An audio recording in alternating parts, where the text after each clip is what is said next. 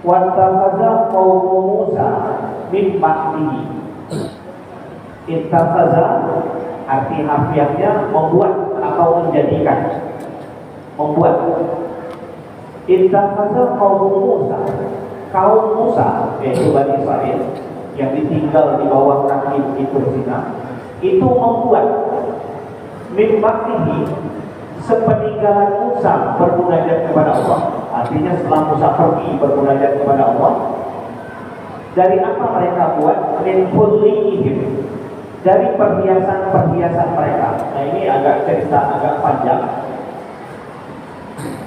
Jadi ada penjelasan para ahli tafsir bahwa orang-orang Bani Israil itu kan sebelum berangkat meninggalkan tanah Mesir, itu banyak di antara mereka ada yang pinjam perhiasan, mengikat kalung, gelang yang dari emas kepada orang-orang suku Firaun, yaitu suku Kipti, orang Mesir asli, suku Kipti.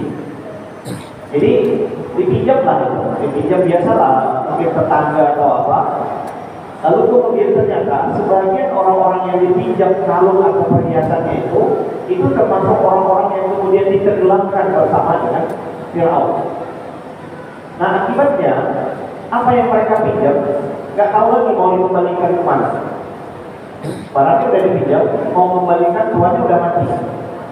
Nah maka kemudian kata Harun, ini perhiasan yang kalian pinjam dari orang-orang Kipti itu nggak boleh dipakai, karena kita tahu di dalam ajaran Bani Israel itu harta yang namanya barang rampasan peminjaman itu tidak halal dimiliki oleh pemiliknya. Itu menjadi barang haram. Nah agak berbeda nanti dalam hukum Islam. Nanti kalau kita baca surat Al-Anfal setelah ini, itu kalau terjadi perang antara orang Islam misalnya dengan non Muslim, maka harta rampasan perang itu boleh dan halal. Tapi dalam hukum Bani Israel itu tidak halal. Nah termasuk yang dipinjam tadi itu tidak boleh dipakai. Nah oleh sebab itu, karena barang ini adalah barang pinjaman dan menurut hukum Bani Israel itu tidak halal, maka kemudian berinisiatiflah salah satu tokoh juga orang-orang Bani Israel itu bernama Samiri. Nah Samiri ini siapa? Samiri itu sebetulnya nama aslinya Musa juga. Nama aslinya Musa, tapi berasal dari sebuah daerah yang bernama Samira, katakanlah desa, kampung si Musa tadi. Sehingga biasa kalau istilah di sana kan sehingga disebutlah Musa yang berasal dari kampung Samira, sehingga Musa Samiri. Quran menyebutnya juga Samiri, padahal namanya Musa Samiri, Musa yang berasal dari kampung Samira. Misalnya kita ini orang Kebilahan, kalau di Arab sana kita memperkenalkan diri ya Kebilahani. Apa kita orang Indonesia lah Indonesia. Gitu. Jadi Samiri itu nama kampungnya. Nama orang itu Musa. Dia itu lahir di zaman di mana Firaun memerintahkan anak-anak Bani Israel mesti dibunuh. Oleh sebab itu, ketika Musa yang bernama Samiri ini lahir, oleh ibunya dia ditaruh di dalam gua, disimpan di dalam gua, disembunyikan di dalam gua, takut dari kejaran tentara Firaun. Karena kalau ketahuan ini musim atau perintah untuk dibunuh. Ternyata Allah berkehendak lain. Di dalam gua itu, si bayi Musa Samiri itu ternyata dirawat oleh Jibril yang ngasih makan. Jadi Musa Samiri ini bukan orang sembarangan, orang yang dibawa perawatan Jibril.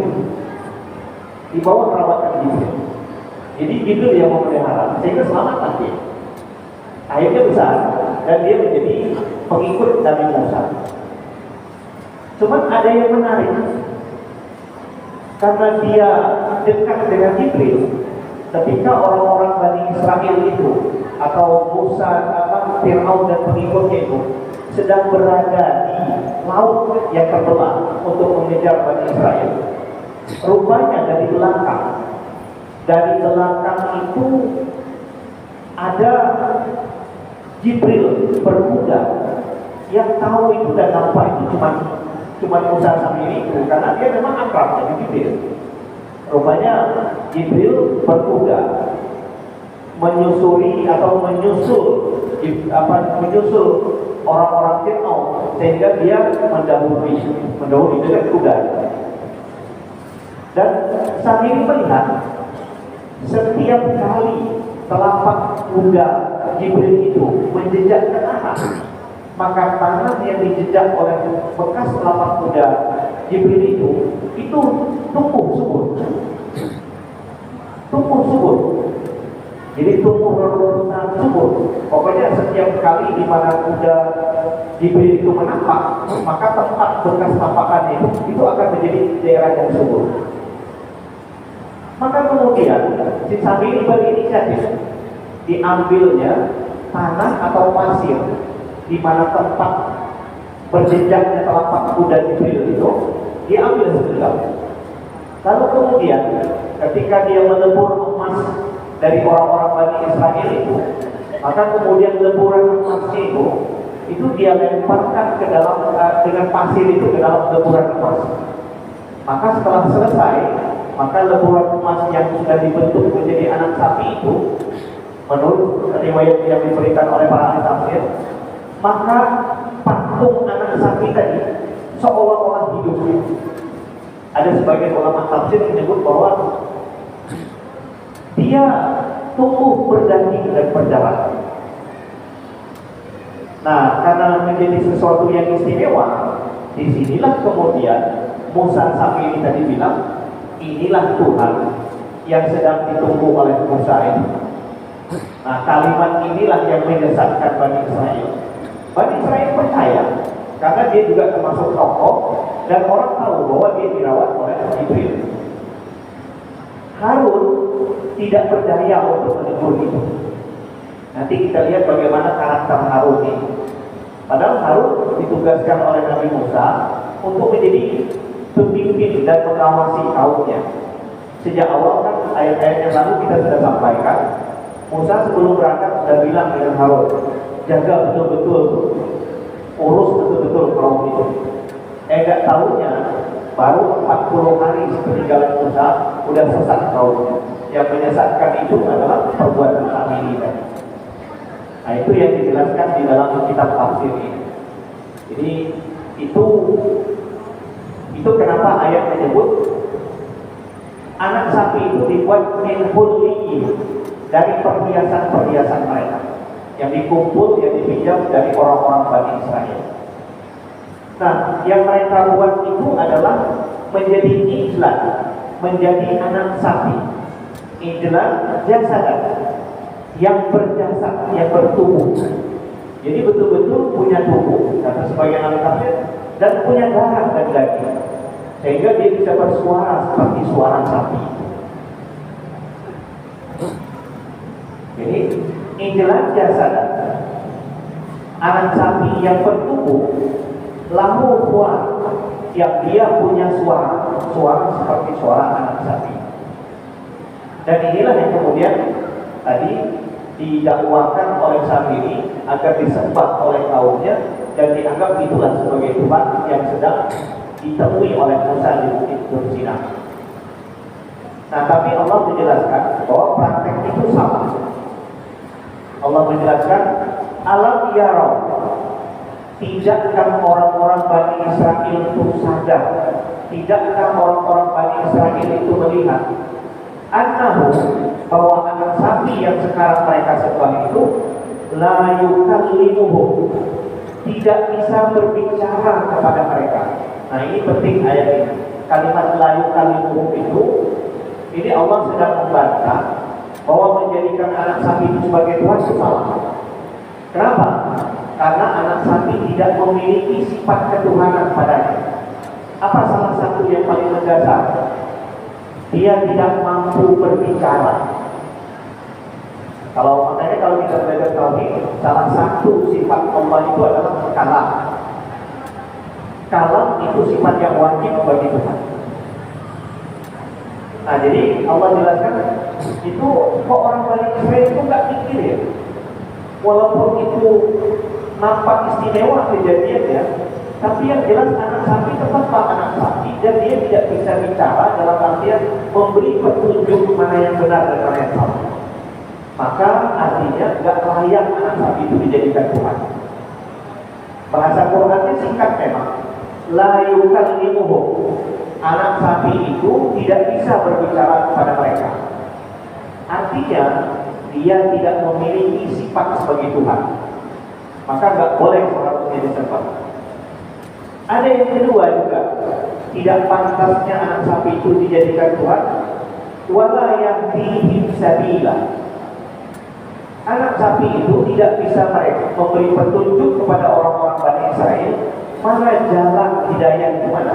Nggak ada. Tidak pandai dia. Nah, mana jalan kebenaran, mana yang batil, itu tak bisa ditunjukkan oleh patung anak sapi itu. Jadi kata para ulama tafsir, dua sifat ini sudah cukuplah untuk menjadikan bahwa anak sapi itu bukan Tuhan. Nah, disitulah letak kesalahan orang-orang Bani Israel. Jadi akalnya itu tidak digunakan secara sempurna untuk memahami mana sesungguhnya sifat yang wajar bagi Tuhan. Nah, ayat ini sekali lagi memang akan erat kaitannya juga dengan persoalan ilmu kalam. Jadi kata Quran, dua sifat itu tak layak, tidak terpenuhi pada anak sapi tersebut, sehingga dia tidak layak untuk dijadikan Tuhan. Nah, sayangnya ittakhadhuhu, sayangnya mereka menjadikan anak sapi itu sebagai Tuhan. Karena mereka menjadikan anak sapi itu sebagai Tuhan, wa kanu zalimin, dan jadilah mereka ini kaum yang zalim. Kata zalim sekali lagi berkali-kali kita sampaikan dalam majelis ini. Secara bahasa dalam bahasa Arab, zalim itu artinya menempatkan sesuatu bukan pada tempatnya atau menempatkan sesuatu salah. Saya dulu sering kali mencontohkan, kalau kopiah kita pakai di kaki, itu zalim namanya, karena salah pasang. Kalau sendal kita taruh di kepala, itu zalim juga secara bahasa, karena salah pasang. Nah, sekarang menjadikan anak sapi sebagai Tuhan, tak memenuhi syarat sebagai Tuhan, itu zalim, salah pasang juga. Nah, itu makanya Al-Quran menyebut wa kanu zalimin. Mereka ini, orang-orang dari Israel ini, itu telah menjadi kaum yang zalim. Nah, Bapak Ibu yang saya muliakan, kita tahu yang tukang buat itu cuma satu di Samiri itu. Tetapi kenapa Quran menyebut kamu zalimin? Semua orang-orang Bani Israel itu sudah zalim itu. Padahal yang berbuat satu, Quran menyebut seolah-olah mereka semua salah. Apa pelajarannya? Nah, ini pelajarannya penting bagi kita. Jadi kalau sebuah kemaksiatan terbuka, walaupun di tengah-tengah kita itu banyak orang baik, tapi orang baik tidak melakukan amar ma'ruf nahi munkar untuk memperbaiki kesalahan, maka sesungguhnya orang baik itu pun dianggap salah. Sama seperti ini, yang berbuat itu cuma satu sendiri itu, tapi yang lain diam aja dan setuju seolah-olah setuju. Maka dalam pandangan Quran, yang lain itu seolah-olah berbuat juga, zalim juga. Makanya bahasa Al-Quran wa kanu zalimin, mereka itu semua orang-orang zalim. Kenapa? Karena membiarkan kemaksiatan itu terjadi. Nah, itu pelajarannya yang kita bisa tangkap dari ayat ini. Jadi dalam Islam itu, ya kewajiban beramar ma'ruf nahi munkar itu bukan diwajibkan kepada pemimpin, kepada siapapun yang menyaksikan kemungkaran itu, dia punya tanggung jawab untuk memperbaiki itu sesuai dengan kapasitas dan kemampuannya. Jadi tidak bisa ditujukan kepada orang-orang tertentu.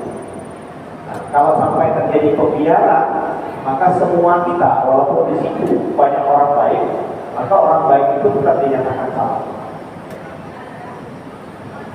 Nah, itu di ayat ke 148.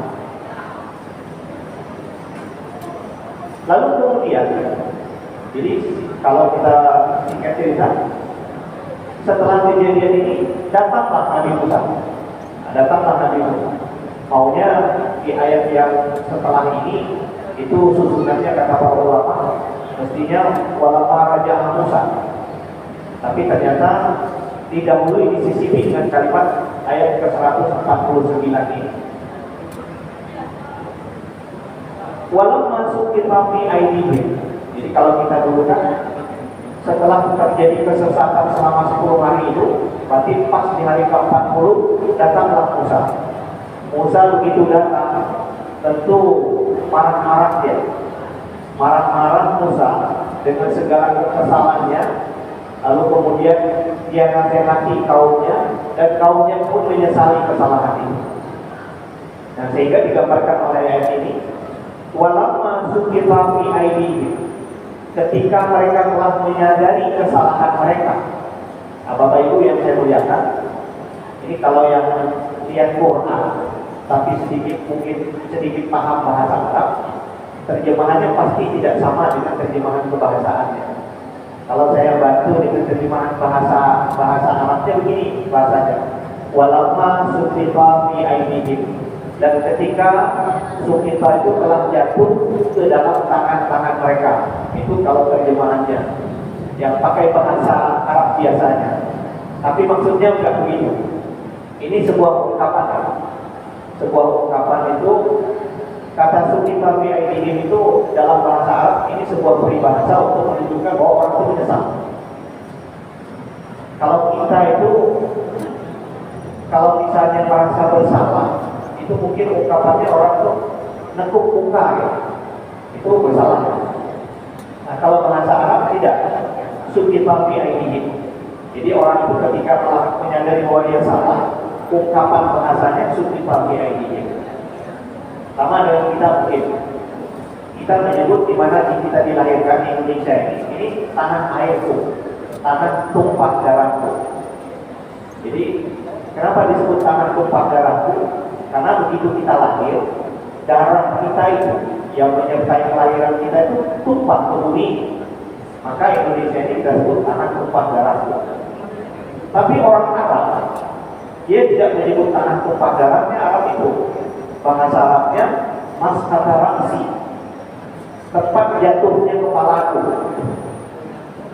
Maskiti raksi. Jadi kalau mereka menyebut tanah air itu, bahasa Arabnya maskiti raksi. Kenapa mereka sebut seperti itu? Karena mereka gambarkan adalah begitu dia lahir, yang lahir keluar kepala dulu. Nah, kepala pertama jatuh ke tanah itu, ke bumi itu. Nah, bumi di mana kepalanya jatuh itu, itulah tanah air. Sehingga ungkapannya maskiti raksi. Ini kita sedikit belajar cara berbahasa. Jadi semua bahasa itu punya budaya berbahasa. Nah, Arab, kalau orang sudah mengaku bersalah, itu ungkapannya sukita fi aidihim, jatuh di tangan mereka.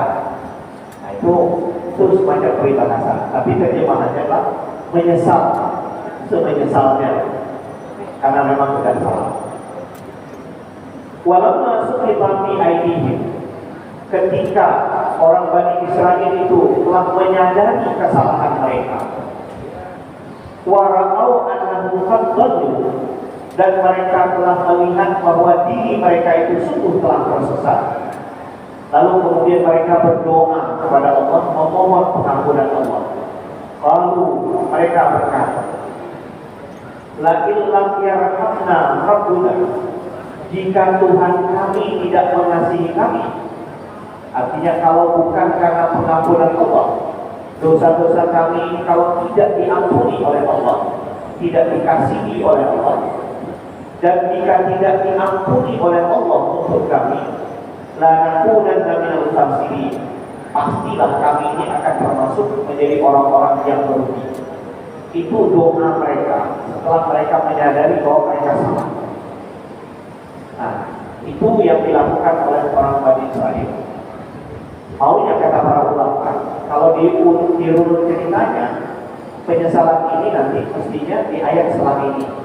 Tapi kenapa Quran cerita tentang doa penyesalan mereka dulu? Ini juga ada pesan tersiratnya Bapak Ibu. Jadi kalau kita melakukan sebuah kesalahan, jangan lama-lama menunda istighfar. Jangan lama-lama menunda taubat. Segera disegerakan bertobat. Jadi ayat ini sedang mengajari kita, kalau melakukan kesalahan, itu segera bertobat itu hal yang terbaik. Kalau melakukan kesalahan, segera beristighfar itu hal yang terbaik. Makanya kata para ulama tafsir, pahamnya adalah kenapa kok ayat permohonan ampun orang Bani Israel ini didahulukan? Padahal maunya kan yang bagus itu setelah mereka sesat, lalu Musa datang, Musa dan ngamuk-ngamuk dan marah-marah, nah, baru mereka sadar, baru mereka minta ampun. Nah itu apa urut? Tapi ternyata Quran tidak didahulukan oleh Quran permohonan maaf mereka atau permohonan ampun mereka. Baru setelah itu nanti ayat berikutnya cerita tentang Musa balik dari Bukit Tursina. Nah kata para ulama tafsir, sekali lagi, jika kita melakukan kesalahan sekecil apapun, beristighfar, mohon ampun dan bertobat sesegera mungkin, itulah yang terbaik. Sebagaimana diajarkan dalam ayat ini. Karena kenapa Tuhan mendahulukan permohonan ampun orang Bani Israel? Itu sedang mengajari kita untuk segera memohon ampun atas segala dosa kita. Itu pesan dari ayat 148. Kita masuk ke ayat 149. Nah, maunya ini, setelah orang Bani Israel sesat menyembah sapi itu, lalu datanglah Musa dari Bukit Tursina. Walamma raja'a Musa ila qaumi, dan ketika telah kembali Musa kepada kaumnya, turun Musa dari Bukit Tursina setelah 40 hari itu. Kemudian apa yang dilakukan oleh Musa atau apa yang terasa pada jiwa Musa? Musa itu kembali kepada kaumnya ghadbana asifah. Musa itu datang dalam kondisi marah. Kondisi marah dan asifah. Asifah ini sedih tapi juga kasihan. Ini bahasa Arabnya. Asifah itu di satu sisi di dalam hatinya dia sedih, tapi di sisi lain dia kasihan melihat kaumnya. Jadi ini Quran sedang menggambarkan gejolak jiwa Musa. Nah Bapak Ibu yang saya muliakan, kalau kita sedikit buka sejarah Nabi Musa, Musa itu agak berbeda dengan temperamentnya dengan Harun. Ya Musa itu orangnya agak apa ya, temperamen, agak pemarahan, cepat pemarahan. Makanya kalau kita baca sejarahnya, orang-orang Bani Israel itu sebetulnya tidak terlalu senang dengan Nabi Musa itu, karena pemarahannya tadi.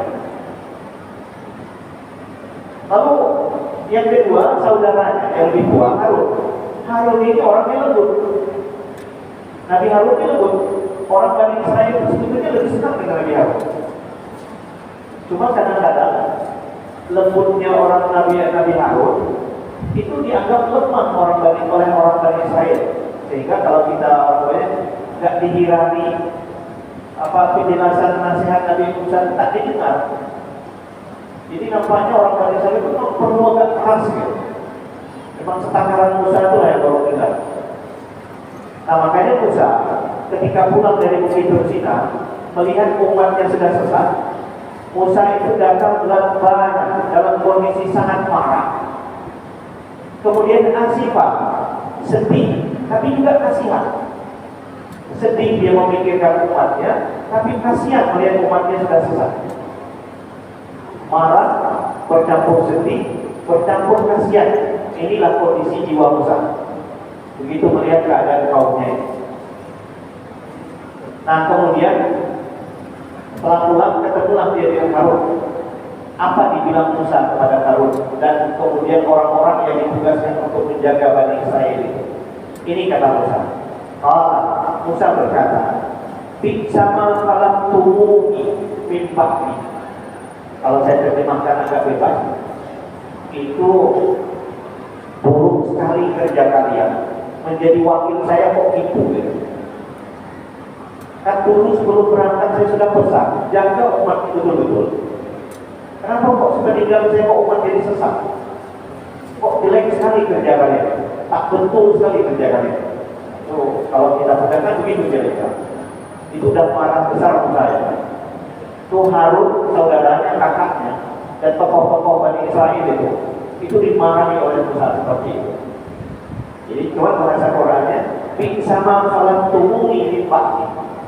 Buruk sekali tugas kekhalifahan yang kalian kerjakan sepeninggalanku kebegitu sinasa.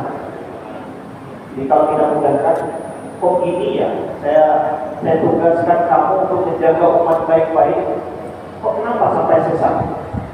Apa kerja kalian? Jadi kira-kira seperti itu Musa itu, marah-marah ya. Nah, lalu Musa melanjutkan kemarahan itu, a'ajiltum amrakabikum.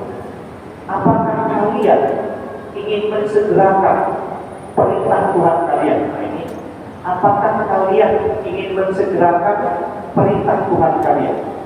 Nah, ini agak banyak tafsirnya. Salah satunya begini, kata Musa, kalian sudah menyalahi tugas yang aku bebankan sepeninggalan itu.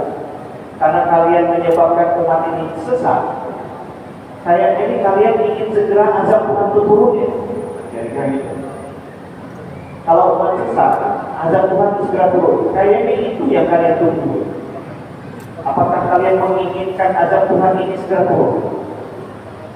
Nah, itu pertanyaan Musa. Itu salah satu tafsir yang diberikan ulama. Sebagian ulama lain bilang bukan begitu. Kata-kata a'ajiltum amra rabbikum. Jadi seolah-olah Musa ini, kalian kok gak kesabaran? Cuma beda 10 hari aja. Kalian udah sesat. Memang janji Musa 30 hari. Tapi karena kemudian ada terjadi kesepakatan ulang dengan Allah, ditambah 10 hari. Nah, rupanya umat gak sabaran. Jadi kata Musa, kok hanya 10 hari aja? Kalian udah gak sabar? Gimana ceritanya? Hanya karena terlambat 10 hari ini kamu sudah gak mau. Kira-kira seperti itu. Nah, itu kemarahan Musa. Nah, Bapak Ibu yang saya muliakan, ini karena keterbatasan waktu, mungkin kita akan sampai sini. Ayat ini mau dulu selesai. Musa dalam kondisi marah itu,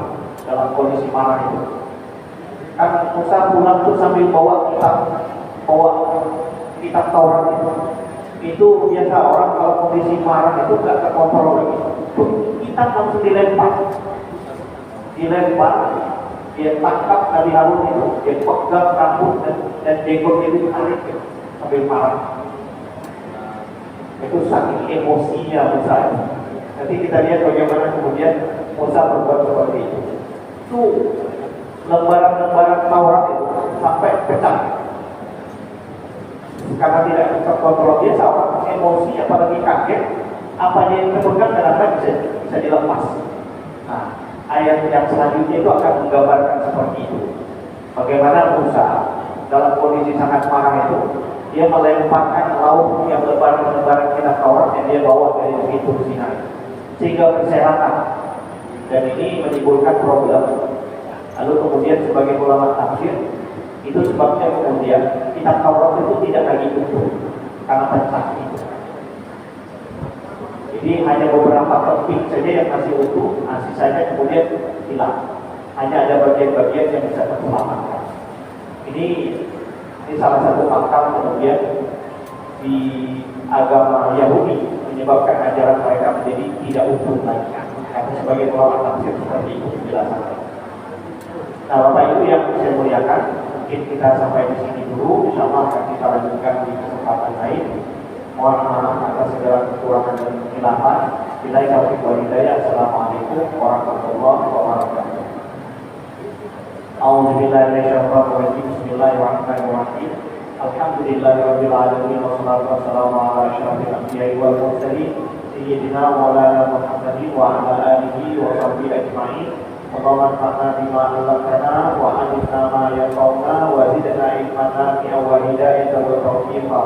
Allahumma anfa'na bima 'allamtana wa 'allimna ma yanfa'una wa zidna ilman nafi'an wa hidayatan wa tawfiqa. Allahumma ij'alna minal ulama'il 'amilin. Allahumma ij'alna minal ulama'il 'amilin. Rabbana atina fid dunya hasanah wa fil akhirati hasanah wa qina adzabannar. Walhamdulillahi rabbil alamin. Assalamualaikum warahmatullahi wabarakatuh.